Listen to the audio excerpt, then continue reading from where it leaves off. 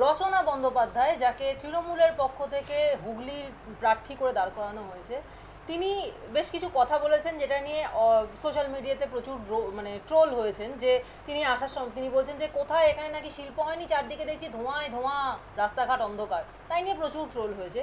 এবং এই ট্রোলিংয়ের জবাব দেওয়ার জন্য তিনি একটি রিলস বানিয়ে ফেললেন, যেটা সোশ্যাল মিডিয়াতে আবার ভাইরাল হয়েছে এবং সকলের কাছে একটা হাসির পাত্র হয়ে উঠেছেন রচনা বন্দ্যোপাধ্যায়। তিনি পেছনে একটা চিমনি থেকে ধোঁয়া উঠছে এবং সেই রাইস মিলের ধোঁয়া দেখিয়ে তিনি বলছেন, আমি বলেছিলাম যে ধোঁয়ায় ধোঁয়া অন্ধকার, আমি পান্ডুয়ার রাস্তায় যাওয়ার সময় এই যে দেখতে পেলাম যে শিল্প হয়েছে। কি বলবেন এই বিষয়ে? এইবার কি বলবে সবাই? এই যে আমি বললাম যে আমি রাস্তায় যাওয়ার সময় ধোঁয়া দেখতে পেয়েছি, কি ভুলটা বলেছিলাম দেখলেন তো? এরপরে আরো অনেক দেখতে পাবেন রাস্তাঘাটে, আমার বলতে হবে না, আপনারাই দেখতে পাবেন। তাহলে ওই যে সবাই বলেছিলেন ওটা বিড়ির ধোঁয়া দেখেছে রচনা, ওটা বিড়ির ধোঁয়া কি কিসের ধোঁয়া, এবার আপনারা বিচার করুন সেটা কিসের ধোঁয়া। তাহলে আমি কি ভুলটা বললাম এবং প্রতি মুহূর্তে আপনারা বুঝতে পারবেন। এই সিঙ্গুরের যে কথাটা বলেছিলাম যে ঘাস পালা সবুজায়ন, আমরা সবাই সবুজায়নে বিশ্বাসী। আমরা সবসময় বলে থাকি একটি গাছ একটি প্রাণ, আমরা সবসময় চাই আমরা সবুজায়নের মধ্যে বাঁচি। তা আজকে সিঙ্গুরের জমি এত উর্বর জমি, সেটা নিয়ে আমি বলেছিলাম, এবার সেটাও আপনারা জানতে পারবেন। কিন্তু দিদি আপনি শিল্প নিয়ে বলেছিলেন, শিল্প দেখেছেন এখানে? শিল্প তো হচ্ছে, শিল্প তো আছে, দেখতে পাচ্ছেন না? জিন্দাল স্টিল নেই, 3 চাকার 4 চাকার ইভি মেশিন ফ্যাক্টরিজগুলো নেই, তাহলে তো নেই কি করে বলছেন যে নেই? ওটা তো দিদি রাইস মিল হোক, যে কোনো মিল হোক ফ্যাক্টরিজ হোক, আছে তো। অ্যামাজন ফ্লিপকার্টের যতগুলো ইয়েগুলো আছে সেগুলো জোনসগুলো আছে তো, হচ্ছে তো। কি দেখলেন দিদি আজকে? কোথায় দেখলাম? আপনাদের দেখিয়ে দিলাম তো যে ওটা বিড়ি সিগারেটের ধোঁয়া নয়। এবার আপনারা উত্তর দিন, এবার এটা নিয়ে একটু মিম করুন। আমি এবার নতুন নতুন মিমগুলো একটু দেখি। ফ্যাক্টরি থেকে বেরোচ্ছে রাইস মিলের ধোঁয়া, কাজ করছে মেশিনটা, তাই জন্য ধোঁয়া বেরোচ্ছে। যে কত এখন ধোঁয়া দেখবে, দেখুন এখন 4ঠা জুনের পরে অনেক ধোঁয়া দেখবে রাইস মিল। কিন্তু রাইস মিল দিদি, রাইস মিলটা তো বিরাট জায়গা নয়, আরো বড় শিল্পর প্রয়োজন। নিশ্চয়ই, আমি একদম এগ্রি করি, একদম আপনারা ঠিক কথা বলছেন। অনেক শিল্পের প্রয়োজন, মানুষের কর্মসংস্থানের প্রয়োজন, নিশ্চয়ই প্রয়োজন, সেটা নিশ্চয়ই করা হচ্ছে এবং করা হবেও। একমাত্র দিদিই সেটা করতে পারবে, দিদি থাকলেই পশ্চিমবাংলার মানুষের মুখে হাসি ফুটে উঠবে। দিদির সাথে থাকলে আমিও পারবো, চেষ্টা তো ডেফিনেটলি করবো। তাই জন্য দিদি আমাকে নিয়ে এসেছেন, এমনি এমনি তো নিয়ে আসেননি। জানে রচনা কিছু করবে, চেষ্টা করবে পাশে সবার থাকার, কোনো কাজ করার, তাই জন্যই টেনেছে। চেষ্টা ধোঁয়া ওড়ে এটা বললেন, তাই মানে দেখে কি দিলেন? ধোঁয়া তো উঠছে, আরও কত এখন ফ্যাক্টরি হবে এবং কত উঠবে দেখো না। ধোঁয়া তো আসছে, এমন ধোঁয়া সবার অন্ধকার হয়ে যাবে চোখ। এবার তাদেরই হবে, আমাদের কেন হবে? আমাদের এখন স্বচ্ছ সব কিছু। আমাদের হুগলির ধোঁয়া, যে ধোঁয়া আমি সবসময় যাতায়াতের সময় দেখি, এটা হচ্ছে সেই ধোঁয়া। এটা কিন্তু সিগারেট বিড়ি ধোঁয়া নয়, এটা হচ্ছে মেশিনের ধোঁয়া। খানিক আগে এই যে কুণাল ঘোষ সম্পর্কে আমাকে বলতে এখন রচনা বন্দ্যোপাধ্যায়ের বক্তব্য নিয়ে বলছো। আমি যতদূর মনে পড়ে কোনো একটি এই মিডিয়ার সামনে আমি বলেছিলাম, উনি যখন প্রথমবার সেই ধোঁয়া দেখেছিলেন আসার সময়, সেখানে আমাকে উনি যখন এলেন তার কয়েক ঘন্টা বাদেই আমাকে ওখান দিয়ে আসতে হয়েছে বর্ধমান থেকে। এবং তখন আমি বলেছিলাম যে ওখানে উনি বোধহয় জানেন না যে সিঙ্গুরটা কলকাতায় আসতে গেলে বর্ধমানের দিক থেকে ডান দিকে পড়ে না বাঁ দিকে পড়ে। তো যেখানে সিঙ্গুর পড়ে ডান দিকে, সেখানে কোনো শিল্প কেউ যদি দেখে তাহলে সে অন্য কিছুর ঘোরে ছিল। শিল্প বলতে ওখানে কিছু কুটির শিল্প আছে, আগেও ছিল, সেটা হচ্ছে ওই সব ওই মানে গয়না টয়না ইত্যাদির, আর কিছু ওই ভালো মিষ্টি তৈরি হয়, সিঙ্গুরের মিষ্টি বিখ্যাত, এইগুলো ছিল। তো তার জন্য তো এরকম চিমনি দেখার কথা নয়।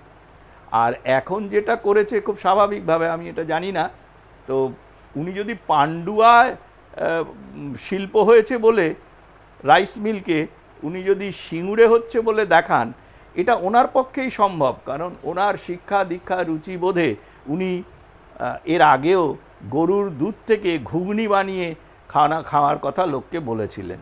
সুতরাং এইসব মানে শো বিজনেসে এখন মানে সময় হয়ে যাওয়া, রিটায়ারমেন্টে গিয়ে কিছু ব্যক্তিগত সুবিধের জন্য রাজনৈতিকভাবে ইউজ হওয়ার জন্য নিজেকে সমর্পণ করা কিছু অর্ধশিক্ষিত মানুষজন কি বললো না বললো তাতে খুব একটা কিছু যায় আসে না। এই বিষয়ে আবার একবার প্রশ্ন করি যে তিনি বলছেন যে 4 জুনের পর থেকে বিরোধীরা নাকি চোখে ধোঁয়া দেখবে প্রথমত, এবং দ্বিতীয়ত বলছেন যে দিদি থাকলেই মানুষের মুখে হাসি ফুটে উঠবে। দেখো, এটার সঙ্গে আমি একমত। যদি বলো যে কেন একমত, প্রথম বলি যে বিরোধী কেন, সব মানুষই চোখে ধোঁয়া দেখবে ওই ভোটের রেজাল্ট বেরোনোর পরে।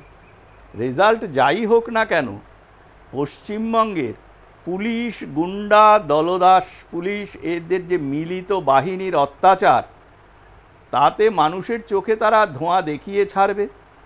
এবং তারপরে যে হাসিটা দেখবে সেটা হচ্ছে অনেক সময় যে ধরো ফাঁসির মঞ্চে নিয়ে যাচ্ছে যখন মানুষকে, তখন তারা অনেক সময় জোর করে একটা শেষ হাসি জীবনের দিয়ে যায়। সেই জায়গা থেকেই এই কথাটা আমার মনে হয়েছে সঠিক। তিনি বলছেন যে দিদি নাম্বার 1 বলে একটি শো তিনি পরিচালনা করতেন। তিনি বলছেন যে দিদি নাম্বার 1 এই শো আমাকে অনেক কিছু দিয়েছে, কিন্তু জীবনে কিছু পেলে কিছু ফিরিয়েও দিতে হয়, এবং সেই জন্যই তিনি নাকি মুখ্যমন্ত্রীর হাত ধরে তিনি রাজনীতিতে এসছেন, কারণ তিনি মানুষের কাজ করতে চান। স্যার, এই প্রসঙ্গে আমরা সকলেই জানি, আপনি অবশ্যই জানেন যে এই যে রাজনৈতিক দলের সঙ্গে তিনি যুক্ত হয়েছেন, সেই রাজনৈতিক দলের সব হেভিওয়েট নেতারা সব এক একজন বিভিন্ন কোটি কোটি টাকা, যে টাকা আঙুলে গুনতে গুনতে রাত ভোর হয়ে যাচ্ছে, সেজন্য মেশিন এনে গুনতে হচ্ছে, নেতার বিছানার তলা থেকে, নেতার বান্ধবীর বিছানার তলা থেকে টাকা বেরোচ্ছে, সেটার জন্য তারা রয়েছেন হচ্ছে কি এখন জেলবন্দি। সেই রকম একটা দলে এসে তিনি বলছেন তিনি মানুষের জন্য কাজ করতে চান, তার জন্য তিনি এসেছেন, এবং শুধুমাত্র মানুষের কাজ করতে চান বলে তিনি তৃণমূলে এসেছেন, এবং তার বাইরে তার কোনো আলাদা উদ্দেশ্য নেই। এটা কতদূর বিশ্বাসযোগ্য বলে আপনার মনে হয়? কেন অবিশ্বাস করার কি আছে? উনি তো একজন অভিনেত্রী, তা উনি তার অন্যের করে দেওয়া স্ক্রিপ্টে অভিনয় করে ওই কথাগুলো বলেছেন। সুতরাং তার অভিনয়টা কেমন হয়েছে সেটা তোমরা বলো, তার বক্তব্যের বিশ্বাসযোগ্যতা। আচ্ছা বলো তো, যে সিনেমায় যখন নায়ক নায়িকারা বাক্যালাপ করে সিনেমায়, তোমরা কি তাদের নিজেদের বক্তব্য কি, হ্যাঁ তারা অরিজিনাল বক্তব্য কি না নায়ক নায়িকা, তারা অরিজিনালি প্রেম করছে কি না আসলে, সেটা কি তোমরা কেউ ভাবো? উনি একজন অভিনেত্রী, নিজের স্বার্থে এসছেন। উনি দিদি নাম্বার 1-এ হঠাৎ মুখ্যমন্ত্রীকে নিয়ে এলেন কেন? সেখানে নর্তন কুর্দন করে সেখানেই তো একটা হাস্যরসের উদ্রেক করে ওদের কাজকর্ম। উনি এনেছেন ওনার ধান্দায়। আরেকটা কথা বলি, তোমার প্রশ্নের পুরো উত্তর পেয়ে যাচ্ছ, সেটা হচ্ছে কিছু লোকের তো উপকার হবেই। যেমন উনি যদি ইলেক্টেড হন, তাহলে উনি যে টাকা 9-6 করবেন তার ভাগ তো বিভিন্ন জায়গায় যাবে, তৃণমূলের বিভিন্ন নেতা থেকে ধরে ছেলেপুলে অনেকেই লাভ হবে তৃণমূলের, ওনার নিজের তো একটা লাভ হবেই অর্থনৈতিক। আর তৃণমূলের সবারই একটাই উদ্দেশ্য, মানে যেটা আমি দেখছি, প্রথম হচ্ছে অর্থ, দ্বিতীয় হচ্ছে পুরুষদের ক্ষেত্রে বান্ধবী, আর মহিলাদের ক্ষেত্রে বান্ধব, এই জোগাড় করা। তৃণমূলে এগুলো ভুরি ভুরি এক্সাম্পল আছে, কোনো বলার কিছু নেই। এই যার কথা বললে এই অভিনেত্রী, তিনিও এক্সেপশন নন, তিনি নিজের স্বার্থে এসছেন, এবং এটা অলরেডি ওনার প্রাক্তন স্বামী সেটাও তার কথাবার্তায় আকার ইঙ্গিতে বুঝিয়ে দিয়েছেন। এই যে ঘটনাটা ঘটলো, এত বড় একটা বিস্ফোরণ করে সেখানকার দুর্বৃত্তরা এসে বাংলায় লুকিয়ে থাকার সাহস পাচ্ছে, এই বিষয়টা নিয়ে কি বলবেন? দেখুন, প্রথমে আমি বলি যে দীঘা থেকে যেই দুজন চক্রীকে ব্যাঙ্গালোরের ক্যাফেতে, রামেশ্বরম ক্যাফের বিস্ফোরণে গ্রেপ্তার করা হয়েছে, তাদের নাম হচ্ছে আব্দুল মতিন তোহা আর মুসাফির হুসেন সাহাজেব। এবং তদন্তকারী সংস্থার বক্তব্য অনুযায়ী এই মুসাফির হুসেন সাহাজেব সে আইডিটা রেখেছিল, আর পুরোটার মাস্টার মাইন্ড ছিল তোহা। পশ্চিমবঙ্গ পুলিশের আজকে একটা টুইট দেখলাম, তারা বলছে যে তারা নাকি জয়েন্টলি এনআইএর সঙ্গে অ্যাক্ট করেছে।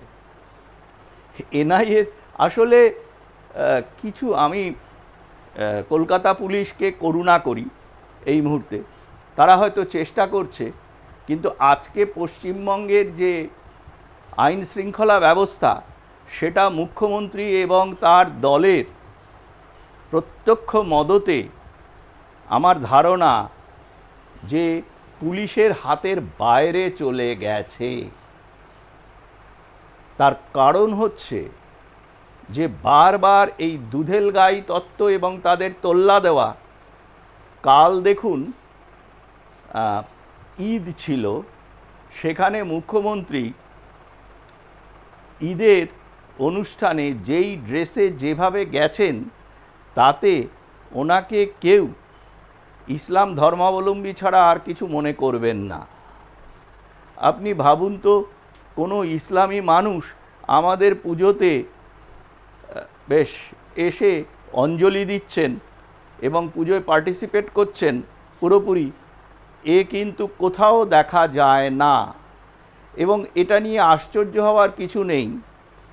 আশ্চর্য হওয়ার কিছু নেই একটাই কারণে, যে এগুলো খুব স্বাভাবিক। ধর্ম যার যার এবং ধর্মের উৎসবও তার, কিন্তু যদি সামাজিক সম্প্রীতি নষ্ট করা হয়, যেটা মুখ্যমন্ত্রী এবং তার দলবল ইচ্ছাকৃতভাবে একটা বিশেষ গোষ্ঠীর ভোটকে কর্নার করার জন্য করে গেছেন, সেই বিষবৃক্ষ রোপণের ফল এখন ফলছে।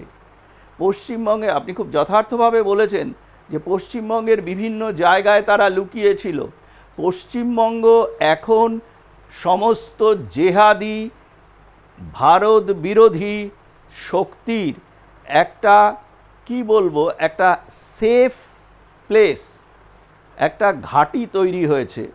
এবং এটা বারবার কিন্তু প্রমাণিত, এটা বারবার প্রমাণিত। এর আগেও আমরা দেখেছি বিভিন্ন বিস্ফোরণে। আর পশ্চিমবঙ্গ পুলিশ এখন যে দলদাসে পরিণত হয়েছে, এবং এটা যে মুখ্যমন্ত্রী তথা রাজ্যের স্বরাষ্ট্রমন্ত্রীর আদেশেই হচ্ছে, সেই অবস্থাটা কিন্তু গত এই রিসেন্ট রায়ে উচ্চ আদালতের প্রমাণ হলো, যেখানে দাড়িভিট কাণ্ডে প্রচণ্ডভাবে জজ পশ্চিমবঙ্গ মাননীয় জজ পশ্চিমবঙ্গ সরকারকে ভর্ৎসনা করেছেন, এবং তারা বারবার বলা সত্ত্বেও কোর্টের ঠিকমতো রিপোর্ট দিচ্ছেন না, হাজিরা দিচ্ছেন না। তার জন্য মাননীয় জজ আদেশ দিয়েছেন আগামী 15 তারিখ সোমবার রাজ্যের মুখ্য সচিব, স্বরাষ্ট্র সচিব এবং পুলিশের উচ্চতম আধিকারিককে সশরীরে আদালতে হাজিরা দিতে হবে, অন্যথায় তাদের বিরুদ্ধে গ্রেপ্তারি পরোয়ানা জারি হবে। স্যার এখানে তো যে বিষয়টা আপনি তুলে ধরছেন, এরপর থেকে তো ব্যাপারটা এরকম মনে হচ্ছে এটা just tip of the iceberg. একটা এই যে ঘটনাটা যে দুজনকে ধরা হলো, সেখানে আইসিসের যোগ পাওয়া যাচ্ছে, একটা অত্যন্ত ভয়ঙ্কর সংস্থা আইসিস। আমরা সেই আইসিসের আতঙ্ক কীরকম হতে পারে আমরা সেই মাঝে মধ্যে সেই ভিডিও ফুটেজ দেখেছি। এখানে আইসিস যোগ পাওয়া যাচ্ছে, যারা এসে কিনা লুকিয়ে থাকছে পশ্চিমবঙ্গে। এবং শুধু তাই নয়, তার সঙ্গে সঙ্গে সন্দেশখালী কাণ্ডেও যে ঘটনা ঘটেছে, যে মাছের পেটে করে মাদক পাচার, মানুষের অঙ্গ পাচার ইত্যাদি যে ঘটনাগুলো উঠে এসছে, এবং যে জন্য সেখানে এনআইএ তদন্ত করা শুরু করেছে, এর তো একটা ভয়ঙ্কর জায়গার মধ্যে আমরা বাস করছি। একটা বারুদের স্তূপের ওপর পশ্চিমবঙ্গ বসে আছে। আরে নিঃসন্দেহে, আমি তো এই কথাটাই বলছি যে আজকে আমাদের পশ্চিমবঙ্গের মাননীয় মুখ্যমন্ত্রী এবং তৃণমূল দল যে জেহাদিদের তোল্লা দিয়ে ভারত বিরোধী কাজের তাদের সমর্থন করে গেছেন, প্রথমে অপ্রত্যক্ষভাবে, এখন দেখা যাচ্ছে সরাসরি প্রত্যক্ষভাবে। তাতে দেখা যাচ্ছে যে ভারতবর্ষের মধ্যে একটি রাজ্যে তারা এই সমাজ বিরোধী শুধু নয়, দেশ বিরোধী জেহাদি শক্তির ঘাঁটি বানিয়েছেন। এবং এখানে কিন্তু ভারতীয় সংবিধান অনুযায়ী ব্যবস্থা না নিলে, আমি আগেও বলেছি এখনও বলছি, আগে কাশ্মীরের যে অবস্থা হয়েছিল আজ থেকে 20 বছর আগে, সেই জায়গায় কিন্তু আমরা অলরেডি পৌঁছে গেছি পশ্চিমবঙ্গে। আর আপনি বলছেন আজকে এই সন্দেশখালির কথা, সেখানে শেখ শাহজাহান এবং কোম্পানি তাকে সরাসরি মদত দিয়েছেন মুখ্যমন্ত্রী এবং তার দলবল। মুখ্যমন্ত্রী বারবার আপনার সংবাদ মাধ্যমের কাছে স্টেটমেন্ট দিয়েছেন যে শাহজাহান অবোধ বালক, শাহজাহান কোনো অপরাধ করেনি। যে মহিলারা তাদের ইজ্জতের প্রশ্নে রুখে দাঁড়িয়েছেন তারা নাকি সমস্ত চক্রান্ত করছেন। উনি দেশবিরোধী কাজে মদত দেবেন, উনি জেহাদিদের মদত দেবেন, ওনার কোনো অফিসার কোর্টের নির্দেশ মানবে না, ওনার পুলিশ যার মানে একমাত্র কাজ হচ্ছে জেহাদিদের প্রোটেকশন দেওয়া এবং তাদের বিরুদ্ধে যারা বিরুদ্ধাচরণ করবে। আমি দেখেছি যে এর আগে যিনি এই কিছুদিন আগেও ডিজি ছিলেন, যার জন্য মুখ্যমন্ত্রী একবার মানে রাস্তায় অনশনে বসেছিলেন, তো সেই ভদ্রলোক আঙুল নেড়ে প্রতিবাদী মহিলাদের সন্দেশখালিতে কিভাবে থ্রেট করছেন। এই রকম অবস্থায় আমার ধারণা পশ্চিমবঙ্গের আইন শৃঙ্খলা পরিস্থিতি ভারতীয় নাগরিকের পক্ষে সম্পূর্ণভাবে প্রতিকূল হয়ে গেছে। এবং এখন যে আগামী নির্বাচনের কথা সবাই বলছেন, সেই নির্বাচনেও কিন্তু এর প্রতিফলন কতটা হবে, কতটা ফ্রি অ্যান্ড ফেয়ার ইলেকশন হবে, সে বিষয়ে কিন্তু সন্দেহের অবকাশ আছে।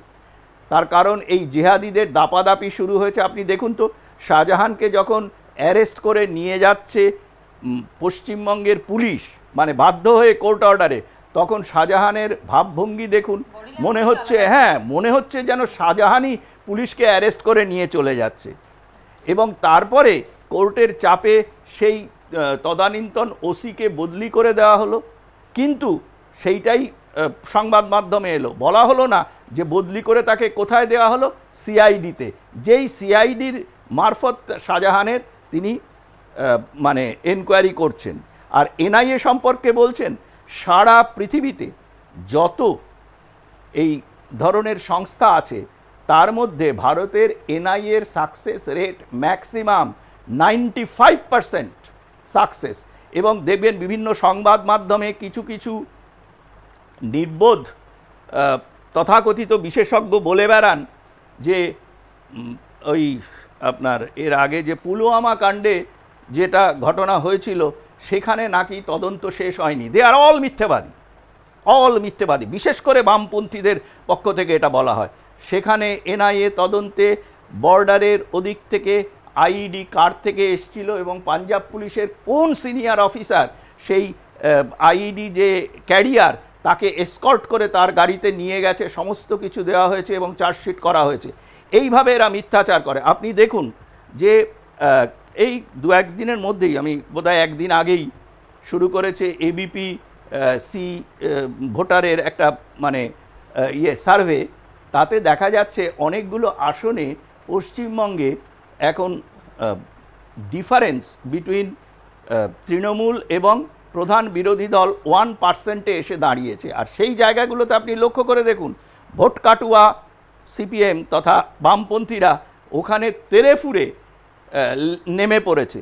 তারা কিন্তু আপনি ভালো করে লক্ষ্য করে দেখুন, দমদম বলুন, শ্রীরামপুর বলুন, বিভিন্ন জায়গায় যাদবপুর বলুন, এই ভোট কাটুয়া কমিউনিস্টরা কিন্তু কখনো ওই ইসলামী এলাকা বা মুসলমান অধ্যুষিত জায়গাগুলোতে প্রচারে যাচ্ছে না, তারা হিন্দু অধ্যুষিত জায়গাগুলোতে যাচ্ছে।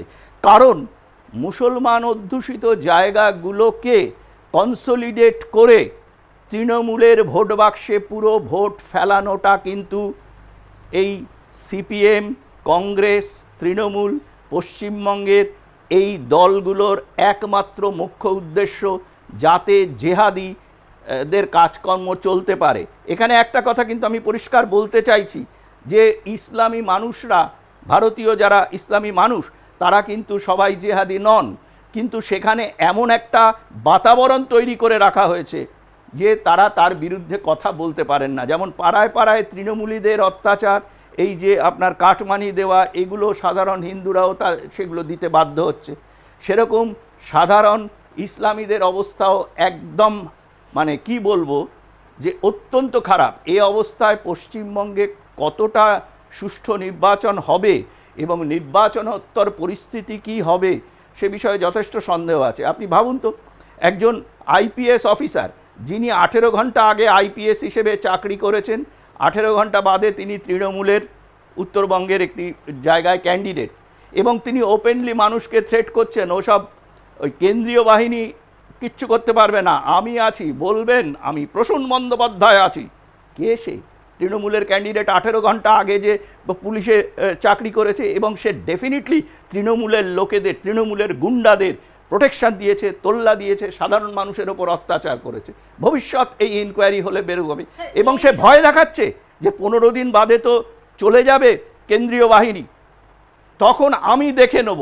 এই ধরনের, আমি জানি না নির্বাচন কমিশন বা পশ্চিমবঙ্গের যে চিফ ইলেকশন অফিসার আছেন তারা কি করছেন। এই বক্তব্যের জন্য ওই ক্যান্ডিডেটের ক্যান্ডিডেচার কেন বাতিল হবে না? আমাদের কনস্টিটিউশন অনুযায়ী এখন তৃণমূল যেভাবে ধর্মের নামে ভোট কুড়োচ্ছে, ধর্মীয় জায়গায় অ্যাক্টিং করে বেড়াচ্ছে তাদের নেতারা, তাতে এদের ভোটে দাঁড়ানোর অধিকার নেই আমাদের সংবিধান অনুযায়ী। এখন যদি যারা দায়িত্বে আছেন তারা ঘুমিয়ে থাকেন, তাহলে পশ্চিমবঙ্গের হিন্দু মুসলমান নির্বিশেষে সাধারণ যারা ল অ্যাবাইডিং পিপল তাদের পক্ষে ঘোর দুর্দিন আসছে, এবং এখানে অবস্থা কিন্তু তাহলে কাশ্মীরের থেকেও খারাপ হতে বাধ্য। অভিজিৎ গঙ্গোপাধ্যায়, যে অভিজিৎ গঙ্গোপাধ্যায় তিনি চলে গেছেন বটে, কিন্তু তার ছায়া রেখে গেছেন, বা তার মতো বিজেপি পন্থী কয়েকজনকে রেখে গেছেন যাকে হয়তো পরের বারে দেখা যাবে যে এরকম ভোটের জন্য দাঁড়িয়েছে, প্রথমত। দ্বিতীয়ত, যে কুণাল ঘোষ দাবি করছেন যে গ্রেফতার যারা হয়েছে, যে দুজন হয়েছে, তারা কোথা থেকে হয়েছে না কাঁথি থেকে, এবং সবাই জানে যে কাঁথিতে কোন পরিবার দুষ্কৃতীদের খুব ওখানে তোল্লাই দেয়। তো খুব স্বাভাবিকভাবেই কাঁথি থেকে যে একজন বিরাট মাপের বিজেপি নেতার কথা আমরা জানি, খুব স্বাভাবিকভাবেই মানুষ বুঝতে পারছে যে কার দিকে আঙুল তোলা হচ্ছে।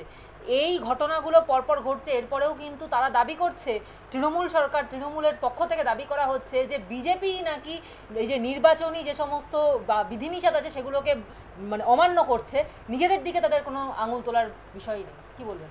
আপনি আমাকে অনেকগুলো কথা বললেন, আমি একটা একটা করে সবকটা কথারই উত্তর দিচ্ছি।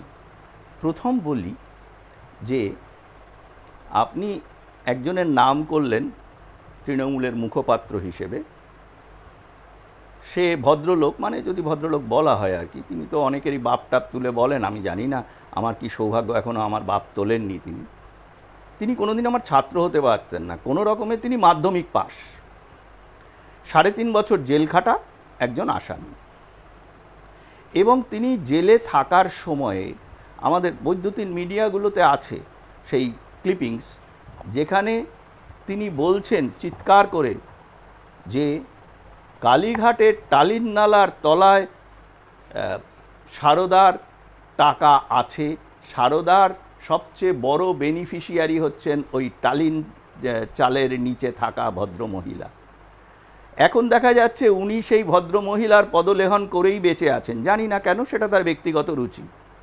আরেকজন এখানে খুব বলেছেন, যাকে তৃণমূলের উত্তরাধিকারী বলা হয়, আমি তো বলি এটা ব্যানার্জি প্রাইভেট লিমিটেড কোম্পানি, তো তার কোয়ালিফিকেশান হচ্ছে হায়ার সেকেন্ডারি, তারপরে একটা জাল ডিগ্রি আছে, সেটা আর এখন অতটা ইউজ করতে পারেন না।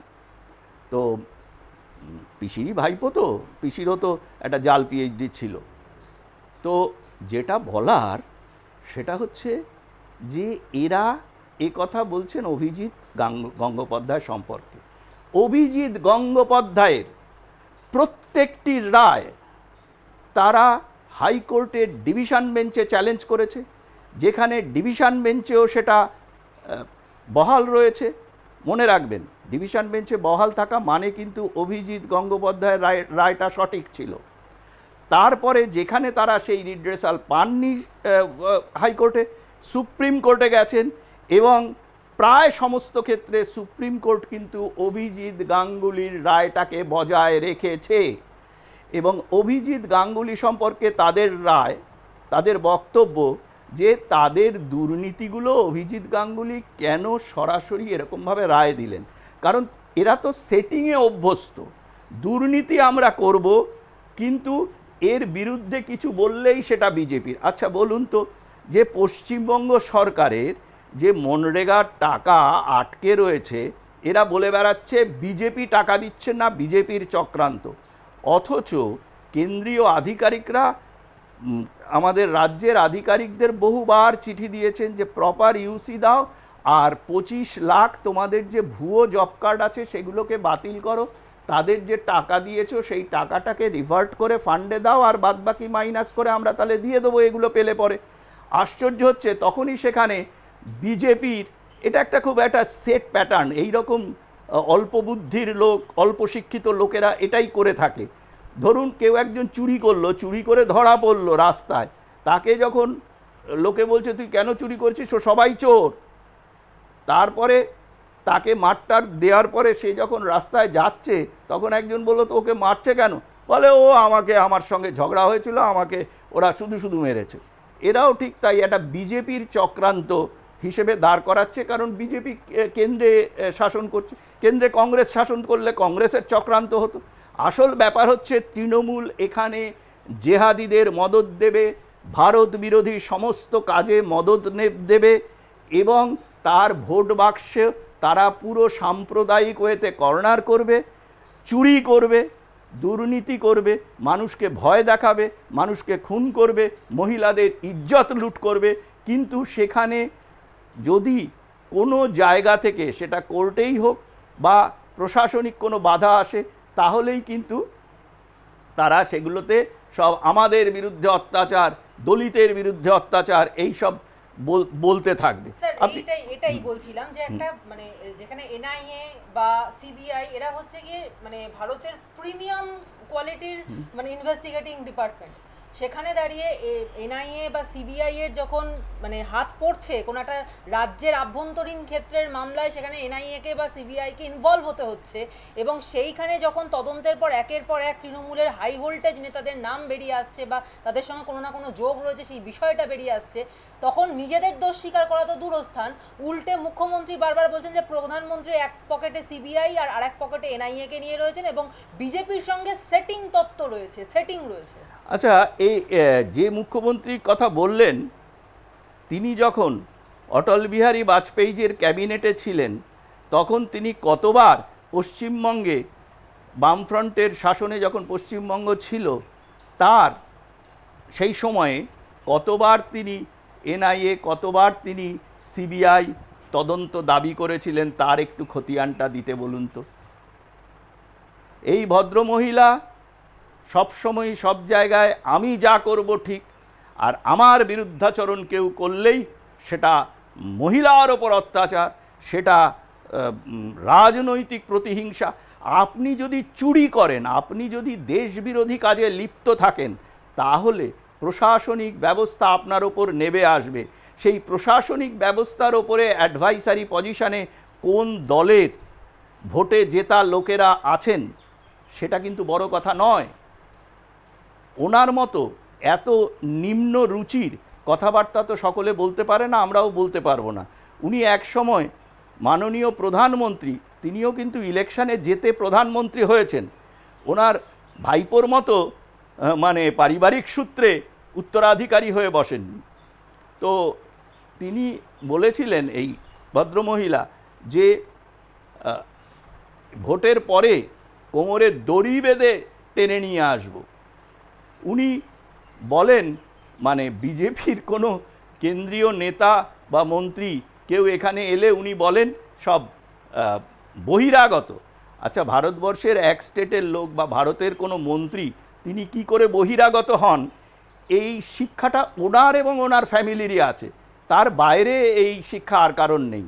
দ্বিতীয় আরেকটা কথা বলি যে উনি এদের বহিরাগত বলছেন, আর কীর্তি আজাদ, শত্রুঘ্ন সিনহা আর ইউসুফ পাঠান তারা হচ্ছে ভূমিপুত্র, তারা বোধহয় কালীঘাটে ওনার বাড়ি থেকে বেরিয়েছে ঈদের দিন।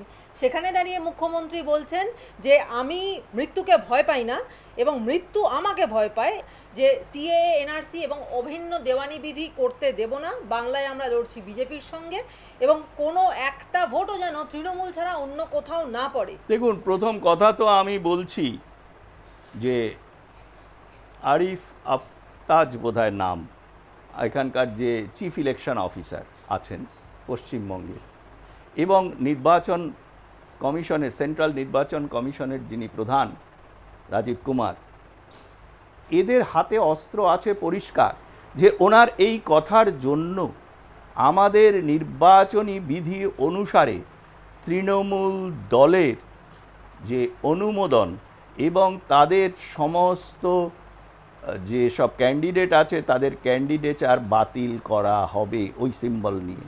এটা করা উচিত। যদি না করে সেখানে নির্বাচন কমিশন তার ডিউটিতে গাফিলতি করছেন, পরিষ্কার কথা। দ্বিতীয় হচ্ছে, আপনি কথা বললেন, আমি আপনাকে আপনাদের মারফত মুখ্যমন্ত্রীকে সরাসরি চ্যালেঞ্জ ছুড়ে দিচ্ছি যে আপনি যে এইসব সব ধর্মের কথা বলেন, রেড রোডে নামাজ পড়া হয়, আগামী দুর্গা পুজোয় আপনি একই রকমভাবে অষ্টমীর অঞ্জলি রেড রোডে আপনার যেসব দলবল যেসব পুজো করার লোকজন আছেন তাদের সেই পুজো কমিটির লোকেদের দিয়ে করান তো দেখি। আপনি পারবেন না, কারণ আপনি জেহাদিদের হাতের ক্রীড়নক। স্বেচ্ছায় কি অনিচ্ছায় সেটা ভবিষ্যৎ ইতিহাস বলবে। কিন্তু পশ্চিমবঙ্গ সরকার এবং তার যে পরিচালনের জন্য দায়িত্বে থাকা তৃণমূল দল, তার সুপ্রিমো, তারা সকলেই এখন কিন্তু ভারত বিরোধী, বিচ্ছিন্নতাবাদী, জেহাদি, ইসলামী যেসব দলবল আছে, আইএসআইয়ের কথা বললেন, এদের মোডাস অপারেন্ডিটা যেটা পশ্চিমবঙ্গেও সেভাবেই হচ্ছে। ধর্মের নামে এরা প্রথম এগিয়ে আসে। ইরাকেও এটা তাই হয়েছিল, সব জায়গাতেই কিন্তু এদের ব্যাপারটা তাই দাঁড়ায়। কিন্তু ইসলাম, সত্যিকারের ইসলামের সঙ্গে কিন্তু এদের কোনো সম্পর্ক নেই। ইসলাম শুরু হয়েছিল সৌদি আরবে। সৌদি আরব এদের প্রশ্রয় দেয় না। আজকে ইউনাইটেড আরব এমিরেটস ওদের প্রশ্রয় দেয় না। তাদের কাছে জেহাদিদের থেকে অনেক কাছের হচ্ছে ভারত সরকার এবং ভারতের মানুষজন, ইররেসপেক্টিভ অফ দেয়ার রিলিজিয়ান। পশ্চিমবঙ্গে যে বাতাবরণটা তৈরি করা হয়েছে, একটা জেহাদি শক্তির কাছে পদানত করে রাখা ইসলামী মানুষদের এবং তাদেরকে সরাসরি প্রশাসনিক এবং রাজনৈতিক প্রশ্রয় দিয়ে হিন্দুদের ওপরেও দাসত্ব করানো। আপনি বলুন তো, যে মহিলারা সরাসরি ভদ্র মহিলারা বেরিয়ে এসে তাদের ইজ্জতের প্রশ্নে প্রতিবাদ করেছিলেন শেখ শাহজাহান কোম্পানির বিরুদ্ধে, সেই সময় সেগুলো জানা সত্ত্বেও উনি পুলিশ পাঠিয়ে তাদের দাবিয়ে রাখতে চেয়েছিলেন। উনি ওখানেও বলেছিলেন এগুলো সব বিজেপির চক্রান্ত, কিন্তু সেটা তো আদালতে প্রমাণ হলো না। এবং এনআইএ ঢুকে গিয়ে শেখ শাহজাহানের এই যে মাছের পেটের থেকে আফিং বেরোনো, কি বলে আপনার ওই মাদক বেরোনো, তারপরে বিভিন্ন রকম সেই অঙ্গ পাচারের ব্যাপার, এগুলো নিয়ে কি বলবেন? এগুলোর কাটমানি কি কালীঘাটে গেছে নাকি শান্তিনিকেতন নামক বাড়িতে গেছে? এরা বলুন, কেন এদেরকে প্রশ্রয় দিয়েছিলেন? আমি জানতাম না যদি বলেন তাহলে ক্ষমা চান, আপনি আপনার চরিত্র বদল করুন। এইভাবে কখনো নির্বাচনী আচরণবিধি যখন চালু আছে তখন কোনো রাজনৈতিক নেতা কোনো ধর্মীয় প্ল্যাটফর্মে গিয়ে রাজনীতির কথা বলতে পারেন না। আর উনি যে অশিক্ষিত এবং ভারতীয় সংবিধান মানেন না তার প্রমাণ হচ্ছে উনি বলছেন যে সিএএ করতে দেব না। সিএএ ভারতে আইনত স্বীকৃত একটি পদ্ধতি, যেটা গৃহীত হয়েছে পার্লামেন্টে, দুটো হাউসেই। উনি বাধা দেবেন কি করে? উনি বলবেন ভোট মানি না, আমি সব তৃণমূল সব জিতবে। এ ধরনের মানুষের জায়গা তো একমাত্র পাগলাগারদ অথবা জেলখানা। এবারে যারা ক্ষমতায় আছেন তারা ঠিক করবেন যে কতদিন পশ্চিমবঙ্গের ধর্ম নির্বিশেষে সাধারণ মানুষের ওপরে এই অত্যাচার তারা চলতে দেবেন। স্যার, আপনি একটু আগে একটা বিষয় বলেছিলেন যে ভোট কাটুয়া, আপনি একটা ওয়ার্ড ইউজ করেছিলেন এবং সেখানে আপনি সরাসরি দাগিয়ে দিয়েছিলেন বামফ্রন্টকে। এবং এরপরে বামফ্রন্ট নয়, বামফ্রন্টের কোনো অস্তিত্ব নেই, একমাত্র সিপিএম। হ্যাঁ, সিপিএমকে। তো সিপিএমের সেই বিষয় নিয়ে আপনাকে একটা প্রশ্ন করি যে বরানগর কেন্দ্র থেকে আমরা জানি যে বিজেপি প্রার্থী হিসেবে দাঁড়িয়েছেন সজল ঘোষ উপনির্বাচনে, এবং সেখানে সিপিএমের হয়ে প্রতিদ্বন্দ্বিতা করছেন বর্ষিয়ান বাম নেতা তন্ময় ভট্টাচার্য, এবং তৃণমূলের পক্ষ থেকে অভিনেত্রী সায়ন্তিকা ব্যানার্জি তিনি দাঁড়িয়েছেন। এখন জানা যাচ্ছে যে এই যে এরা তিনজনে প্রত্যেকেই যুযুধান একে অন্যের বিরুদ্ধে। সেখানে দাঁড়িয়ে তৃণমূল নেত্রী মানে তৃণমূলের যিনি ভোটে দাঁড়িয়েছেন সায়ন্তিকা, তাকে বাম নেতা তন্ময় ভট্টাচার্য তিনি আশীর্বাদ করছেন জয়ী হওয়ার, মানে নিজে জয়যুক্ত হওয়ার যত না বেশি আকাঙ্ক্ষা তার থেকে বেশি তিনি আশীর্বাদ করছেন আরেকজন নেত্রীকে, তিনি তার বিরুদ্ধ পক্ষের, এবং তাকে আশীর্বাদ করছেন যে তুমি জয়ী হও, যশস্বী হও। এটা এটা এটা এই যে ঘটনাটা ঘটলো, এটাতে আপনার কি মনে হয়? দেখুন, আমরা তো বিভিন্ন মাধ্যমে, বৈদ্যুতিন মাধ্যমে ছবি দেখেছি যে ঈদের দিন তারা যে দুজনের কথা বললেন তারা একসঙ্গে চলেছেন কোনো ঈদগাহের দিকে হবে বা ওই ঈদের কোনো একটা সামাজিক অনুষ্ঠানে। আবার ওইখানে দমদম কনস্টিটিউয়েন্সিতে যে দুজন তৃণমূলের সৌগত রায় এবং সিপিএমের সুজন চক্রবর্তী এরা লড়াই করছেন, তারা একসঙ্গে গল্প করতে করতে ওই ঈদের টুপি পরে মানে তারা ওই মানে ইসলামী সেজে দুজনে গল্প করতে করতে মসজিদের পথে চলেছেন বা ওই ওদের যে নামাজের ওই জায়গায় চলেছেন। এই সব ভড়ংগুলো মানুষ ধরে ফেলেছে। আমি যেটা বলেছি তুমি দেখো, সেইটাই কিন্তু প্রমাণ হচ্ছে ওদের আচরণে। এবং এই সুজন চক্রবর্তী কিন্তু কোনো ইসলামী জায়গায় গিয়ে নিজের হয়ে প্রচার করছে না, কারণ এরা চায় ওই সায়ন্তিকা ও সে আর কি বুদ্ধি আছে জানি না, ওর তো ওর যারা ম্যানেজার আছে তারাই বলে দেবে। তো সেখানেও সেই একই ব্যাপার, যাতে সজল না জিততে পারে সেই জন্য ইসলামী ভোট ওই এলাকায় যেটা আছে সেইটা পুরোটা তৃণমূলের কাছে পড়বে, এবং যে ইসলামী হিন্দু ইত্যাদি জায়গায় যে ভোটগুলো আছে সেখানে গিয়ে সিপিএম কত বড় বিপ্লবী, পৃথিবীর বিপ্লবীদের জন্য মন কাঁদে। এই সিপিএমের উৎপত্তিটা তোমাকে মনে করিয়ে দিই, তখন সুজনরা ছিল না, আমরা ছোট, তখন দেখেছি এই জ্যোতি বসু কোম্পানি এরা চার্জ করেছিল ভারত সরকার এবং জওহরলাল নেহেরুকে, কেন চীনের মতো এরকম একটা শান্তশিষ্ট দেশকে ভারত 1962 সালে অ্যাটাক করেছিল, যখন অরুণাচল প্রদেশ কিন্তু চীন দখল করে নিয়েছিল। আরেকটা জিনিস বলি, আজকে অনেক অনেক এই বাঙালি, সাধারণ বাঙালি অনেকেই জানেন না যে আমাদের ভারতের সঙ্গে চীনের কিন্তু সরাসরি কোনো বর্ডার ছিল না, মাঝখানে ছিল তিবেট। এই তিবেটকে যখন চীন দখল করে তখন ইউনাইটেড নেশনসে অবধি জওহরলাল নেহেরু সমর্থন করেছিলেন চীনের এই অ্যাক্সেশনকে, এবং তাকে যখন প্রশ্ন করা হয়েছিল, এমনকি বল্লভভাই প্যাটেল যখন প্রশ্ন করেন যে পণ্ডিতজি এটা কি হচ্ছে, হ্যাঁ এখন তো চীন আর আমরা তো পাশাপাশি এসে যাচ্ছি, পণ্ডিতজি বললেন ওই সব শীতের এলাকা, ওখানে কোনো কিছু চাষবাস হয় না, কিছু হয় না, ও নেই না নিক।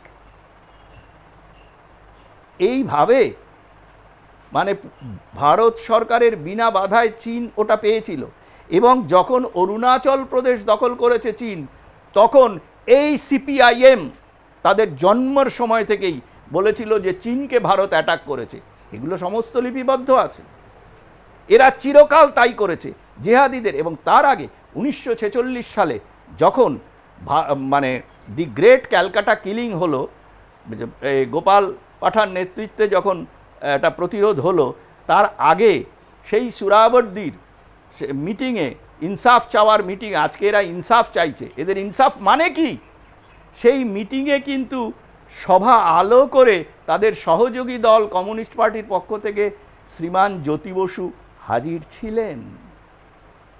এরা চিরকাল জেহাদিপন্থী, পাকিস্তানপন্থী, ভারত বিরোধী, হিন্দু বিরোধী একটা শক্তি।